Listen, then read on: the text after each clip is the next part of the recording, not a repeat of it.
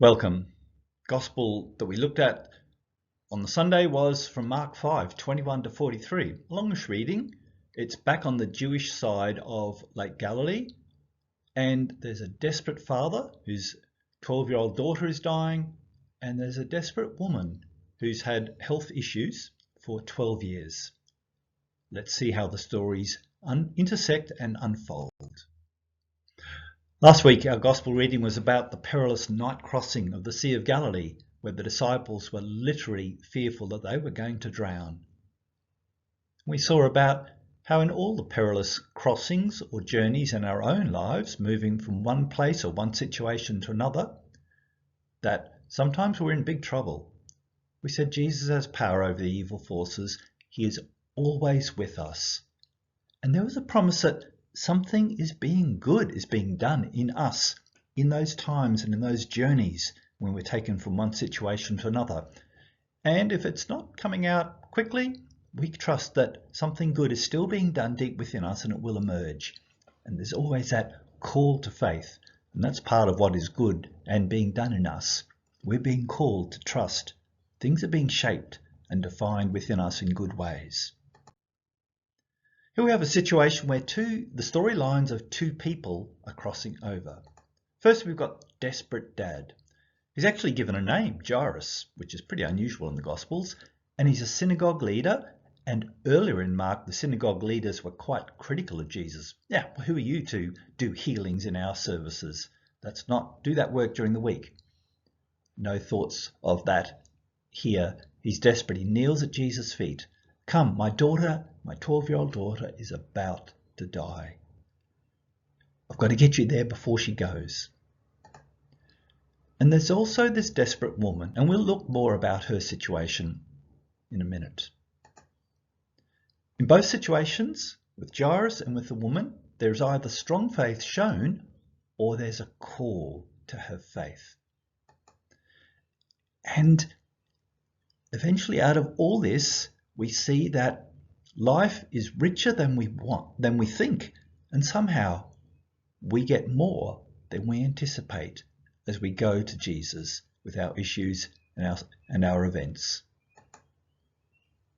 And in amongst all this, it's happening not just there's a tumultuous crowd, and there's all that energy, that tumult, that bustling, and somehow for these key people, there are vital things happening in amongst all this confusion and chaos. Pain and complications. There's a whole world around women's reproductive health issues that a lot of men are unaware of.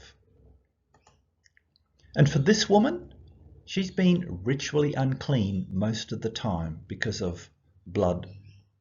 And that means she can't join in worship. She has to be careful not to touch other people and make them unclean.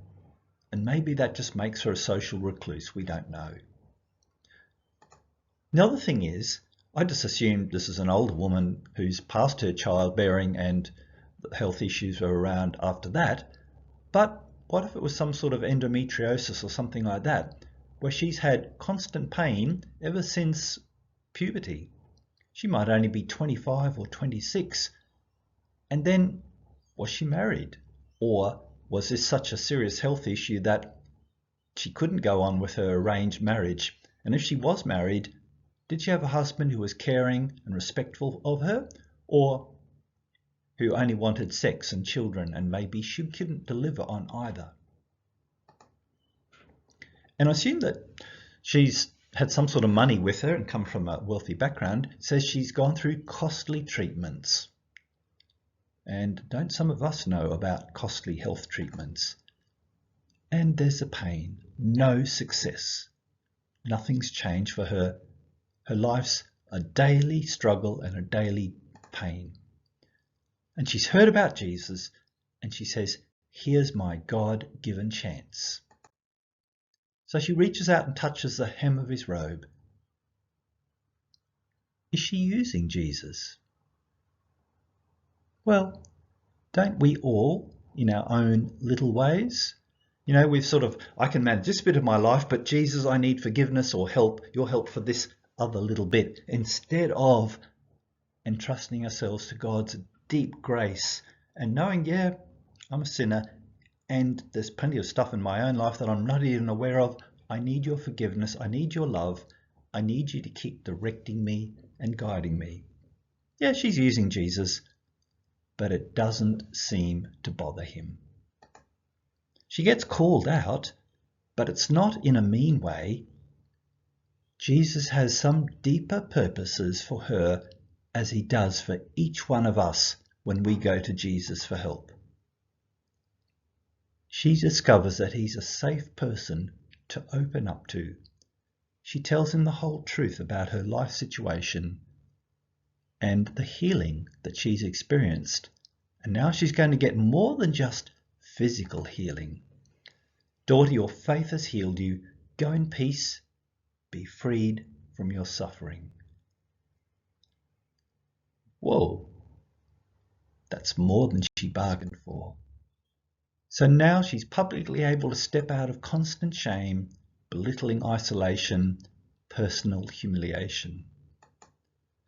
She's stepping into the freedom of new possibilities. She can go out in public safely without worrying about making people unclean. She's being called a beloved daughter. And we are beloved daughters and sons through our baptism. We're welcome in God's family. We are dearly loved. We need to trust that. And now there's all sorts of generative, life-creating possibilities for her.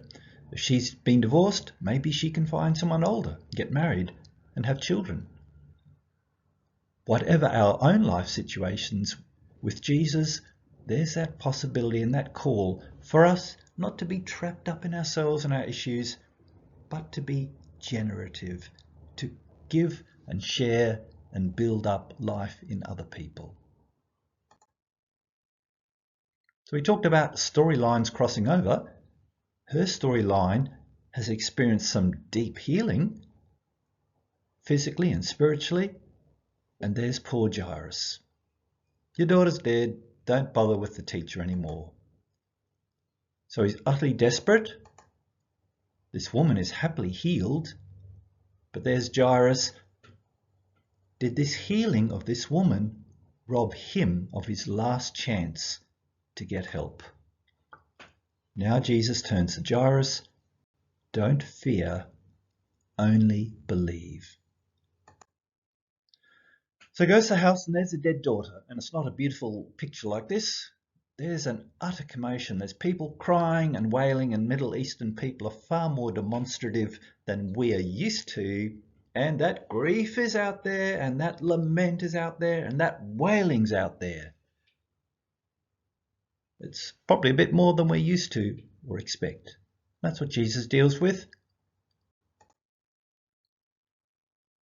As he moves away from the crowd, just calls his 3 chosen disciples and the parents to come with him, and he goes up into the room where the dead girl is lying on her bed. So there she was on the cusp of life, but now she's dead. She was 12, so she's soon, if she hasn't already just started, she's going to be entering womanhood.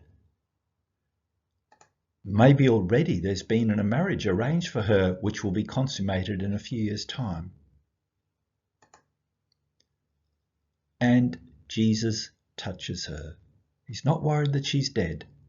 That will make him ritually unclean, just like the touch of the woman before did, and that doesn't bother Jesus. Somehow he's able to take that in, and it doesn't stop him reaching out for her.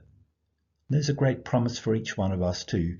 The things in us that we feel so ashamed or guilty about, the things that make us in some way unclean, we are invited to hand them over to Jesus and let him take them off us. And that's the deep promise of Jesus on the cross.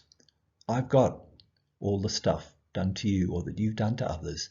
Let me take it from you and let me bury it in the grave so that it can't keep messing you and others up. He lifts her up. It's a foretaste of the resurrection. And in our lives, there's a constant foretaste of the resurrection. New life opens up for us. One day, it'll be that resurrection of the dead, but not today. And then simply give her something to eat. I love that simple care for her. And there's a simple care that Jesus has for us and that we have for others. Not everything is super complicated all the time. She's okay now. Give her something to eat. Life is going to open up for her again and for that family. And life keeps opening up for us again. And the something to eat that Jesus gives us also includes his body and blood in the Lord's Supper. And that's utterly precious. And that also gives us strength and courage to go on. I trust that you've been blessed by hearing the story of these two women and how Jesus healed them and changed their lives and opened them up for a deeper and richer life. May that also happen for you in your life. Have faith, believe.